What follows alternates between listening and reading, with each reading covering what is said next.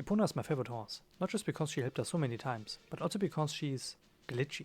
She can fall down ledges, stand in the air, push us away, push herself away. Epona is simply great.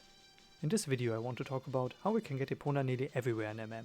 It doesn't matter in which direction we go, at some point we can continue with Epona. In Southern Swamp there's water, and Epona can't walk through it. On the way to Mountain Village, Epona can jump up here. In Great Bay there's water again.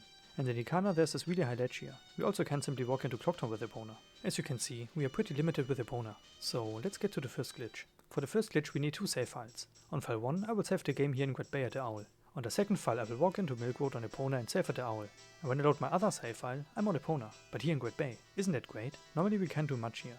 But saving at an owl while on Epona has a really nice side effect. We can use our C buttons on Epona. And this means that we can play the ocarina and soar to a different owl, Stone Tower for example. We can also fall down here, and when we go into Ikana, the game crashes. One thing that really limits this glitch is, after loading a save file, the glitch will not work anymore if we unmount Epona or when we pause the game. If we soar to Woodfall, we can't do much here sadly.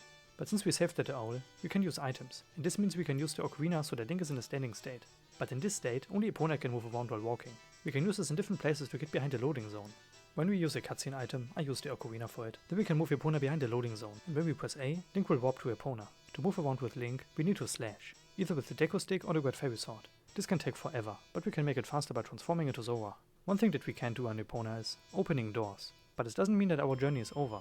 If we go into a dungeon after finishing it, the boss warp activates, and this means that we can bring Epona into the boss room. Isn't that great? Okay, I think I went a bit too crazy there, so let's talk about something smaller.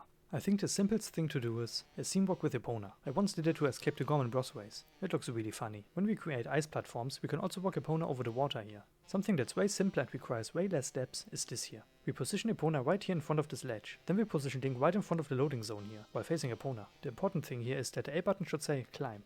The goal is to press A right before a day transition happens. If we did it correctly, Link is on Epona, but Epona warped to Link's position.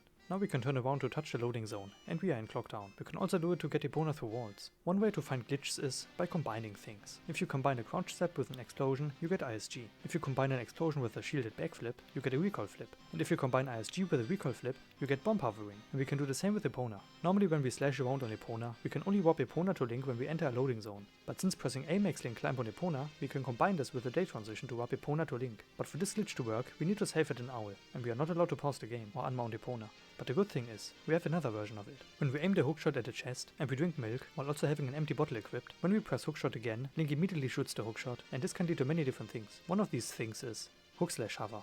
When we unequip the hookshot right before it hits the chest, we get stuck in place and we can only move around while slashing. It looks similar to the Epona hover, but it's still different. When we are in the hook/hover state, we can still get on Epona and ride around. But there's something interesting when we combine hook/hover with Epona.